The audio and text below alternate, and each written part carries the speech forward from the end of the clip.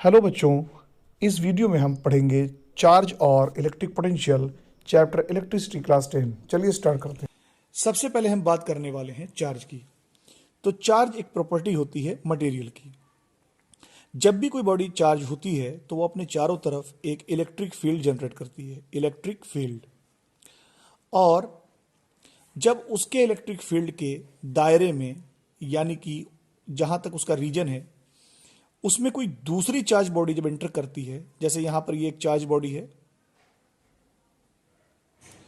और एक दूसरी चार्ज बॉडी और है, जब ये इसके चारों तरफ भी एक इलेक्ट्रिक फील्ड होगा, तो जब ये बॉडी एक दूसरे के इलेक्ट्रिक फील्ड में इंटर करती हैं तो इनके इलेक्ट्रिक फील्ड एक दूसरे से इंटरेक्ट करते हैं और ये एक दूसरे की तरफ रिस्पोंड करते हैं। तो जैसा कि मैंने बताया कि चार्ज बॉडी मटेरियल से संबंधित है, तो हमें उस मटेरियल के स्ट्रक्चर को समझना होगा। हमें पता है कि कोई भी बॉडी एटम से बनी होती है, यानी कि उसकी जो बेसिक यूनिट है वो एटम होते हैं। और एटम जो हैं वो इलेक्ट्रॉन यानी कि नेगेटिव इलेक्ट्रॉन्स यानी कि नेगेटिव पार्टिकल्स और प्रोटॉन्स यानी कि पॉजिटिव पार्टिकल से बने होते हैं।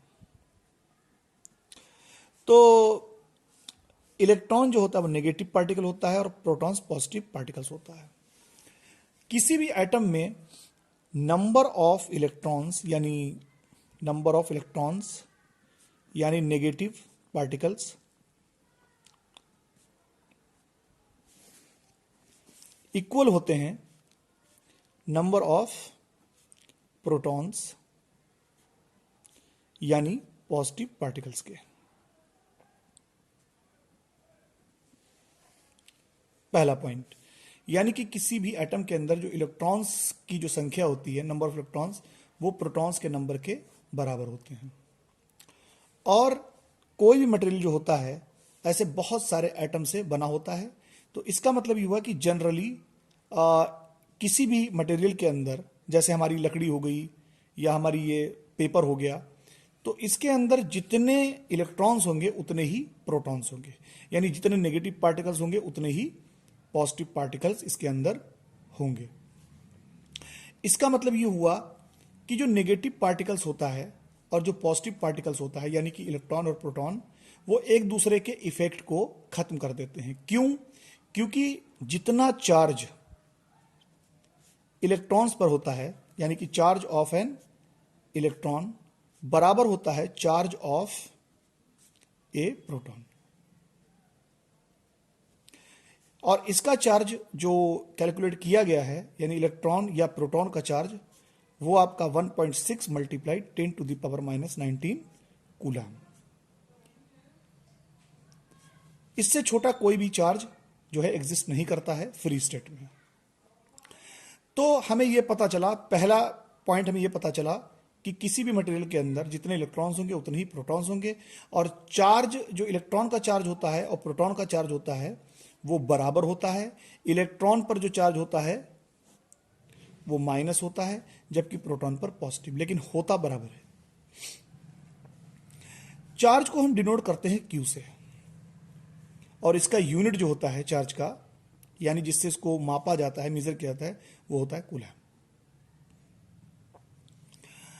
यहां पर हमें एक चीज समझ में आ गई कि पहला पॉइंट कि जितने इलेक्ट्रॉन्स होंगे किसी भी मटेरियल में उतने ही प्रोटॉन्स होंगे, और इलेक्ट्रॉन और प्रोटॉन यानी नेगेटिव चार्ज और पॉजिटिव चार्ज जो पार्टिकल्स हैं उनका चार्ज जो है एक बराबर होता है, लेकिन अपोजिट नेचर का होता है। इस वजह से मटेरियल के अंदर जितने इलेक्ट्रॉन्स होंगे उतने प्रोटॉन होंगे, वो एक दूसरे के इफेक्ट को खत्म कर देंगे और बॉडी हमारी हो जाएगी न्यूट्रल, यानी बॉडी हमारी न्यूट्रल होती है। अब यहां पर अगर कोई, जैसे एक चीज और समझ लीजिए, यहां पर जो कोई भी बॉडी होती है उसमें एटम्स होते हैं, और एटम से इलेक्ट्रॉन अंदर बाहर जा सकते हैं, प्रोटॉन अंदर बाहर नहीं जा सकते। तो पता यह चला कि किसी भी बॉडी पर जो चार्ज आता है, यानी चार्ज जो प्रोड्यूस होता है, वो due to transfer of electrons, transfer of electrons. Due to transfer of electrons, charge produce on any body. यानी कि किसी भी बॉडी पर जो चार्ज प्रोड्यूस होता है वो इलेक्ट्रॉन के ट्रांसफर की वजह से होता है। तो जैसे यहीं पर एक समझ लीजिए, मान लीजिए कि हमारे पास यहां पर 100 प्रोटॉन है और 100 ही इलेक्ट्रॉन है। मान लीजिए कि इस बॉडी से 10 इलेक्ट्रॉन बाहर आ गए, तो इसमें अब इस बॉडी में क्योंकि जो प्रोटॉन होते हैं वो ट्रांसफर नहीं होते हैं, तो यहां 100 प्रोटॉन होंगे और इसके अंदर 90 इलेक्ट्रॉन बचेंगे क्योंकि इससे बाहर आ चुके हैं। इसका मतलब ये हुआ कि 90 प्रोटॉन और 90 इलेक्ट्रॉन एक दूसरे के इफेक्ट को खत्म कर देंगे क्योंकि प्रोटॉन पॉजिटिव होगा, इलेक्ट्रॉन नेगेटिव होगा और दोनों पर बराबर चार्ज होता है। लेकिन यहां पर जो 10 प्रोटॉन है वो आउट नंबर हो जाते हैं, यानी कि उनका नंबर जो है इलेक्ट्रॉन के कंपेरिजन में ज्यादा हो जाएगा। कितने? 10 प्रोटॉन ज्यादा हो जाएंगे। तो इसका मतलब ये हुआ कि इस बॉडी पर जो चार्ज प्रोड्यूस होगा Q, वो कितना हो जाएगा? प्रोटॉन का चार्ज जो होता है वो होता है 1.6 मल्टीप्लाई 10 टू द पावर -19 और कितने प्रोटॉन बाहर गए? 10। यानी कि इस पर 16 multiply 10 to the power -19 coulomb charge produce हो जाएगा। अब ये जो इलेक्ट्रॉन इस बॉडी से बाहर आए थे, मान लीजिए कि ये दूसरी किसी बॉडी पर ये एंटर कर गए, तो यहां पर 100, मान लीजिए 100 प्रोटॉन ही है और 100 ही इलेक्ट्रॉन है। अब ये 10 इलेक्ट्रॉन इस पर आ गए, तो इसका मतलब है कि इस बॉडी पर अब 100 प्रोटॉन होंगे और 110 इलेक्ट्रॉन होंगे। तो यहां पर जो 100 प्रोटॉन होंगे वो 100 इलेक्ट्रॉन के इफेक्ट को खत्म कर देंगे, यानी पॉजिटिव और नेगेटिव का जो है एक दूसरे का जो इफेक्ट है वो खत्म हो जाएगा।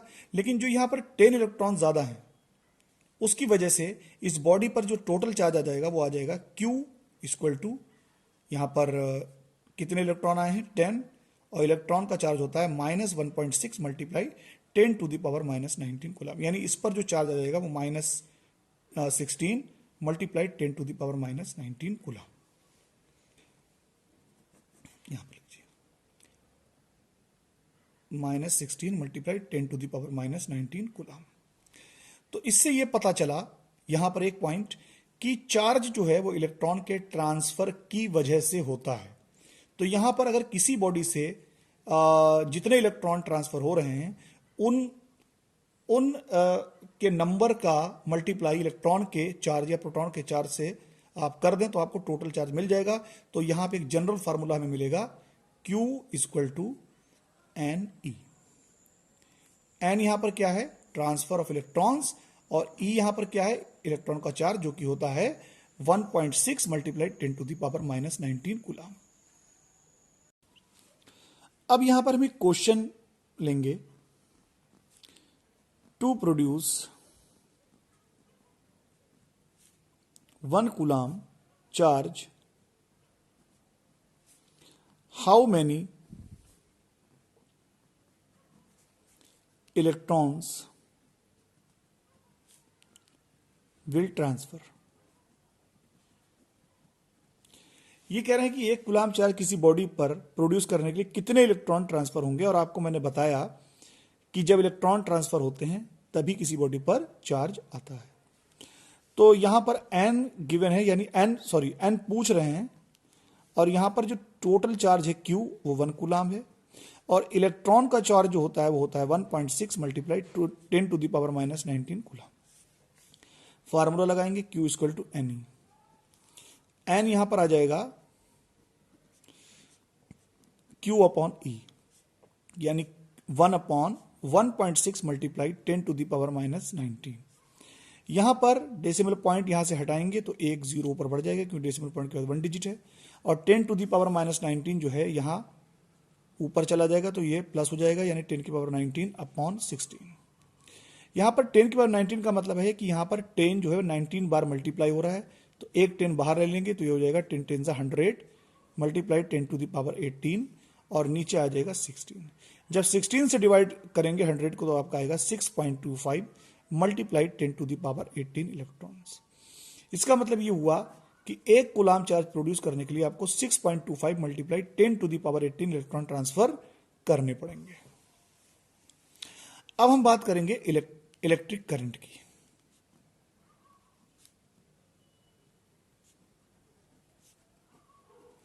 इलेक्ट्रिक करंट जो है इसको आई से डिनोट किया जाता है और इसका यूनिट होता है एम्पियर। एक और यहां पर स्मॉल यूनिट होता है मिली एम्पियर, और मिली एम्पियर से कन्वर्ट करते समय 1000 से डिवाइड करना पड़ता है। जैसे अगर मान लीजिए हमारे पास 2 मिली एम्पियर करंट है तो उसको हमें ऐसा यूनिट एम्पियर में कन्वर्ट करना पड़ेगा, तो ये हो जाएगा 2/1000 यानी 0.002 एम्पियर। फिलहाल करंट की डेफिनेशन की बात करें तो जब चार्ज जो है स्टैटिक होता है यानी रुकी हुई अवस्था में होता है, यानी जब वो मूव नहीं करता है तो कोई करंट नहीं होता है। तो मान लीजिए कि हमारे पास एक कंडक्टर है और उस कंडक्टर के किसी क्रॉस सेक्शनल एरिया से क्यू चार्ज पास हो रहा है टी टाइम में, तो इसकी डेफिनेशन होगी अमाउंट ऑफ चार्ज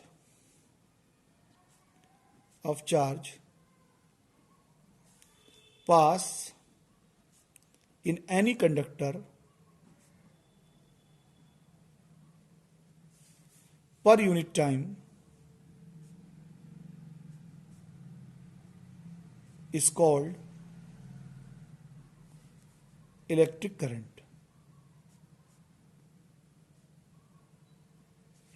तो इसे डिनोट करते हैं आई से, तो मैथमेटिकली आप लिख सकते हैं I equal to Q upon T, और यूनिट इसका होगा एम्पियर।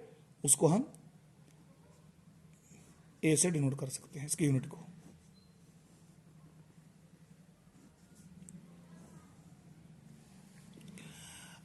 अब यहां पर एक क्वेश्चन गिवन है कि जैसे मान लीजिए किसी कंडक्टर में 2 कूलाम चार्ज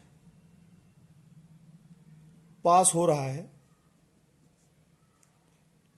2 सेकेंड में, तो इसका करंट क्या होगा? तो आई इक्वल टू हो जाएगा क्यू अपॉन टी, और क्यू यहां पर 2 है कूलाम और टाइम है यहां पर 2 सेकेंड, तो आ जाएगा 1 कूलाम पर सेकेंड, और इसी कूलाम पर सेकेंड को हम कहते हैं एम्पियर।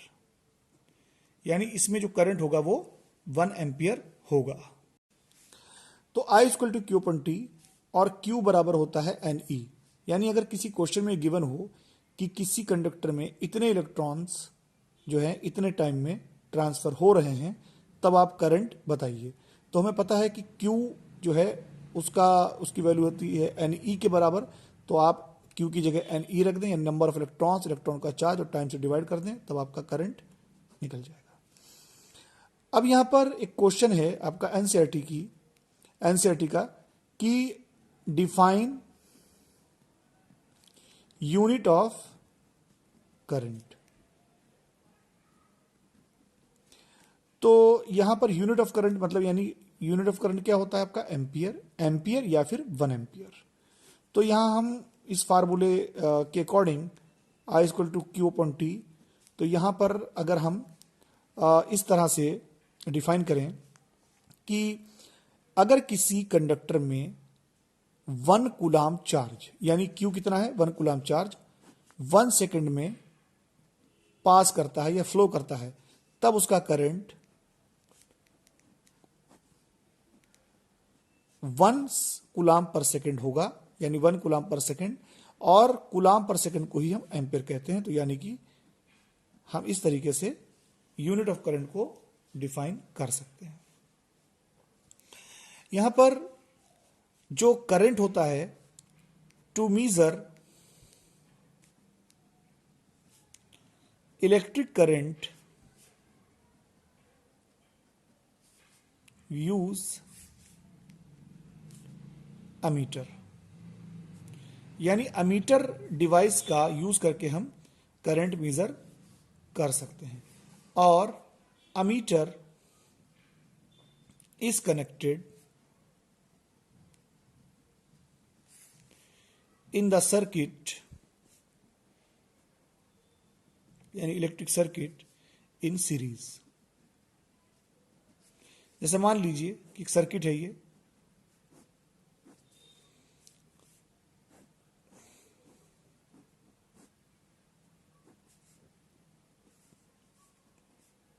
इसमें आपको करंट मेजर करना है, तब आप यहाँ पर इसी के बीच में, यानी इसको कट करके यहीं पर ही आप इस एमीटर को लगा दें, और यानी इसका एक टर्मिनल इधर और दूसरा टर्मिनल दूसरे बैटरी के टर्मिनल की तरफ, यानी कि इसका एमीटर का पॉजिटिव टर्मिनल जो है बैटरी के पॉजिटिव टर्मिनल की तरफ, और एमीटर का नेगेटिव टर्मिनल बैटरी के नेगेटिव टर्मिनल की तरफ होना चाहिए। तो इस तरह से आप सीरीज में लगाकर जो है करंट मेजर कर सकते हैं कि कितना करंट जो है सर्किट में फ्लो कर रहा है। यहां पर एक पॉइंट और समझ लीजिए कि जो फ्लो ऑफ चार्ज है वो एक्चुअली में फ्लो ऑफ इलेक्ट्रॉन्स होता है, क्योंकि मैंने जैसा बताया कि प्रोटॉन जो होते हैं वो अपने न्यूक्लियस में होते हैं और वो ट्रांसफर नहीं होते हैं, सिर्फ इलेक्ट्रॉन ही फ्री होते हैं। तो हमने जैसे यहाँ पर एक मेटल ले ली और इसको हमने इसके अक्रॉस एक पोटेंशियल अप्लाई कर दिया, जैसे बैटरी लगा दी, तो ये इलेक्ट्रॉन चूंकि नेगेटिव चार्ज होते हैं तो ये बैटरी के पॉजिटिव टर्मिनल की तरफ फ्लो करना स्टार्ट कर देंगे और इस तरीके से चार्ज फ्लो हो जाएगा। जबकि करंट जो होता है वो कन्वेंशनली जो है इलेक्ट्रॉन के फ्लो के अपोजिट डायरेक्शन में माना जाता है, यानी इलेक्ट्रॉन जो होंगे वो इस डायरेक्शन में फ्लो होंगे, जबकि करंट जो है वो उनके अपोजिट डायरेक्शन में फ्लो होगा। हम जानते हैं कि चार्ज बॉडी के चारों तरफ एक इलेक्ट्रिक फील्ड होता है, जिस तरह से मैग्नेट के चारों तरफ एक मैग्नेटिक फील्ड होता है। तो हमारे पास यहाँ पर एक सोर्स चार्ज है जो कि पॉजिटिव नेचर का है, और यहां पर हमने इससे काफी दूर यानी इन्फिनिटी पर एक बहुत ही छोटा यानी स्मॉल चार्ज ले लिया Q। ये भी पॉजिटिव नेचर का है, इसको हम टेस्ट चार्ज भी कहते हैं। अब यहां पर सोर्स चार्ज के चारों तरफ एक इलेक्ट्रिक फील्ड होगा, तो इसका इलेक्ट्रिक फील्ड बेसिकली इन्फिनिटी तक होता है, लेकिन इन्फिनिटी तक जाते जाते इसके इलेक्ट्रिक फील्ड की जो इंटेंसिटी होती है वो लगभग जीरो हो जाती है। इसलिए हम ये कहते हैं कि इन्फिनिटी पर जो पोटेंशियल होता है उसको जीरो माना जाता है। खैर, यहां पर कोई पॉइंट ए है जो इसके इलेक्ट्रिक फील्ड के अंदर रखा है, हमें यहां पर इलेक्ट्रिक पोटेंशियल जो है मेजर करना है। तो जब हम यहां पर एक चीज और समझ लीजिए, यानी कि जो चार्ज सेम होते हैं वो रिपेल करते हैं, जैसे पॉजिटिव पॉजिटिव को रिपेल करता है और माइनस माइनस को, लेकिन यहां पर हमने सोर्स चार्ज को भी प्लस लिया है और टेस्ट चार्ज को प्लस लिया है, ये सिर्फ हमने डिफाइन करने के लिए, समझने के लिए। तो जब हम इस टेस्ट चार्ज को इन्फिनिटी से इस पॉइंट ए तक लाएंगे तो ये सोर्स चार्ज इसको यहां पर आने नहीं देगा।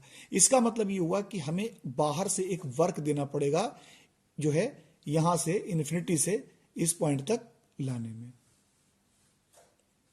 तो हमने ये मान लिया कि इन्फिनिटी से ए पॉइंट तक जो हमने वर्क किया है टेस्ट चार्ज पर वो हमारा है WA, और किस पे किया है? Q पर। तो यहां पर इसका मतलब ये हो जाएगा कि A पर जो इलेक्ट्रिक पोटेंशियल होगा VA वो हो जाएगा WA अपॉन Q, क्योंकि यहां पर हम इलेक्ट्रिक पोटेंशियल को V से डिनोट करते हैं, तो ये A पर पोटेंशियल हम मेजर कर रहे हैं, तो ये हो जाएगा V सफिक्स में A equal to WA upon Q। यानी कि सिंपली हम इसको लिख सकते हैं V equal to W over Q, और इसका यूनिट हो जाएगा, वर्क का यूनिट जूल होता है और चार्ज का यूनिट कूलाम, और इसी को हम कहते हैं वोल्ट। तो ये हमारा इलेक्ट्रिक पोटेंशियल की डेफिनेशन है। अब हम बात करने वाले हैं इलेक्ट्रिक पोटेंशियल डिफरेंस की। ये हमारा इलेक्ट्रिक पोटेंशियल जो हमने भी समझा, ये इलेक्ट्रिक पोटेंशियल। अब अगर हम इलेक्ट्रिक पोटेंशियल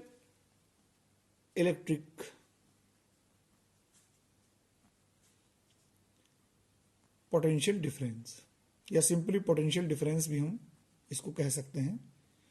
यहां पर मान लीजिए अभी हमने जो वर्क किया था इन्फिनिटी से ए तक वो WA था, लेकिन B जो है, B पॉइंट जो है वो ज्यादा क्लोज है सोर्स चार्ज के, तो इसका मतलब है इन्फिनिटी से इस पॉइंट तक लाने में हमें ज्यादा वर्क करना पड़ेगा।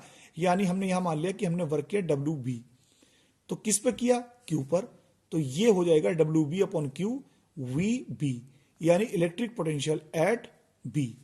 तो इसका मतलब ये हुआ कि अगर हम जो है अगर हम A से B तक लेकर जाएं, यानी A और B के बीच में कितना पोटेंशियल डिफरेंस है, तो इसका मतलब ये हुआ कि जब हम A तक जो है, जो A पर जो हमारा यानी इन्फिनिटी से जब A तक हम चार्ज को, टेस्ट चार्ज को लेकर गए, तो वहां पर हमें वर्क करना पड़ा था WA, और इस तरह से जब हम B तक यानी पॉइंट इन्फिनिटी से बी तक लेके गए तो हमारा जो वर्क था वो था डब्ल्यू बी।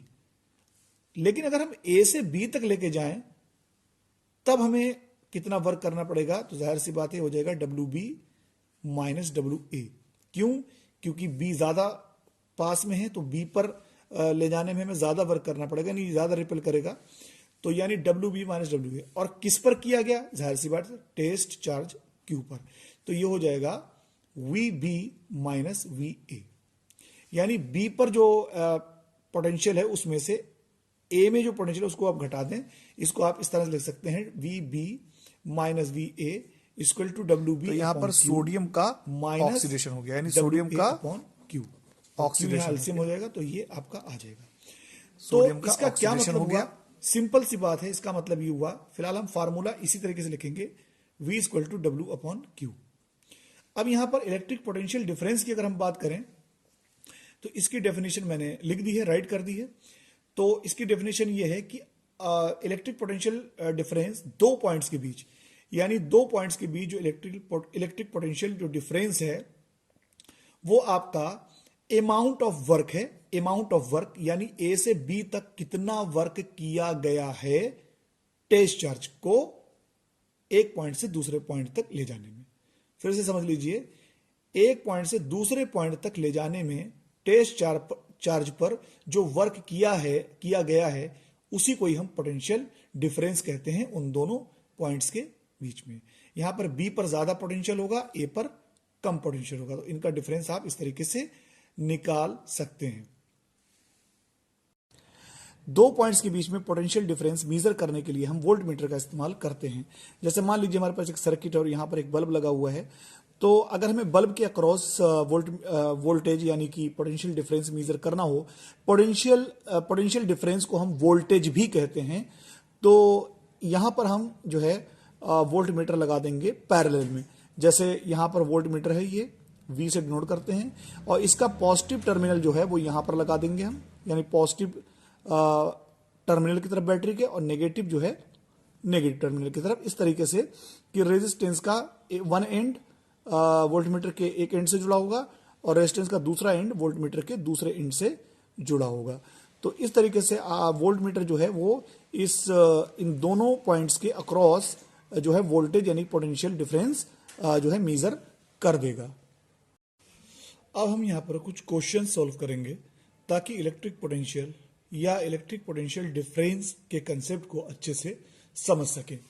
तो पहला क्वेश्चन यहां दिया हुआ है कि एक 2 कूलाम का चार्ज है जिसको एक पॉइंट से जहां पर इलेक्ट्रिक पोटेंशियल या वोल्टेज, इलेक्ट्रिक पोटेंशियल को हम वोल्टेज भी कहते हैं, तो एक पॉइंट पर जहां पर इलेक्ट्रिक पोटेंशियल यानी वोल्टेज 118 वोल्ट है, उस पॉइंट से दूसरे पॉइंट तक इस 2 कूलाम के चार्ज को ले जाना होता है जहां पर इलेक्ट्रिक पोटेंशियल 128 वोल्ट है। तो हमने यहां पर यह मान लिया कि जैसे एक पॉइंट ए है, तो ए पॉइंट पर जो पोटेंशियल है वो आपका 118 है, यानी वी ए। हमने यहां पर जो पोटेंशियल माना वो हमने माना कि वी ए है जो कि गिवन है 118 वोल्ट्स। और दूसरा पॉइंट है हमारा बी, उस पॉइंट तक हमें जो Q equal to 2 coulomb charge जो दिया हुआ है उस चार्ज को A से B तक ले जाना है, और यहां पर जो पोटेंशियल है वो आपका गिवन है VB इक्वल टू, यहां पर हमने लेट कर लिया ये, जो कि गिवन है 128 वोल्ट। तो इस पॉइंट से इस पॉइंट तक जब हम इसको लेकर जाएंगे तो कितना वर्क हमको करना पड़ेगा, तो यानी W पूछ रहे हैं।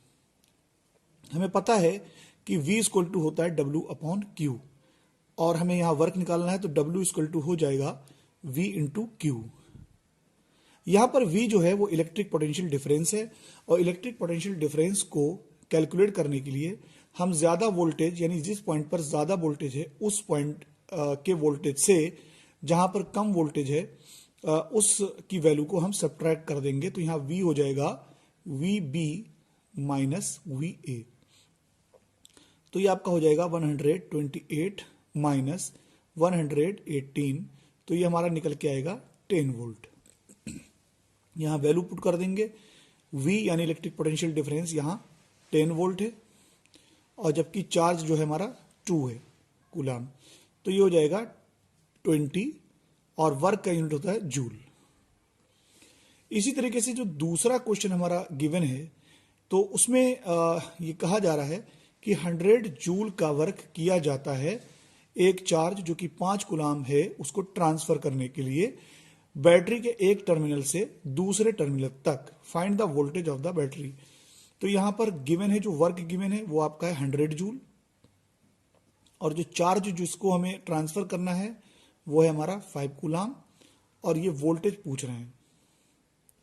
मान लीजिए हमारे पास एक सर्किट है और इससे एक बैटरी हमारी कनेक्ट है। तो यहां पर ये क्वेश्चन में कह रहे हैं कि जो 100 जूल वर्क जो है वो किया जाता है, 100 जूल वर्क किया जाता है 5 कूलाम चार्ज को एक टर्मिनल से दूसरे टर्मिनल तक ले जाने में, यानी पूरा उसको राउंड लगाने में। तो वोल्टेज कितना होगा उस बैटरी का, यानी उस बैटरी का कितना वोल्टेज होगा कि 100 जूल वर्क किया जाता है 5 कूलाम चार्ज को ट्रांसफर करने के लिए। तो फिर हम फार्मूला लगाएंगे, हमें पता है V = W/Q। यहां पर जो वर्क है वो आपका 100 है और चार्ज जो है वो 5 है, तो ये हो जाएगा 20 वोल्ट। यानी 20 वोल्ट की आपको बैटरी लगानी पड़ेगी, तब वो 5 कूलाम के चार्ज को ट्रांसफर करने के लिए 100 जूल वर्क करेगा। करंट किस डायरेक्शन में फ्लो करता है, यानी चार्ज किस तरीके से फ्लो करता है, हमें यह चीज समझने के लिए कुछ पॉइंट्स यहां पर समझने होंगे। सबसे पहली चीज, मान लीजिए कि हमारे पास एक बॉडी है जो कि 4 कूलाम चार्ज है, यानी मान लीजिए पॉजिटिव 4 कूलाम चार्ज है, और इसको हमने एक दूसरी बॉडी है, ये दोनों बॉडी इंसुलेटेड स्टैंड पे रखी हुई हैं, और इसका चार्ज है प्लस, ये भी पॉजिटिव चार्ज है और इसका चार्ज जो है वो +2 कूलाम है। अगर हम इन दोनों बॉडीज को कनेक्ट कर दें किसी वायर से, तब यहां पर जो चार्ज होगा वो हायर पोटेंशियल से लोअर पोटेंशियल की तरफ फ्लो करेगा।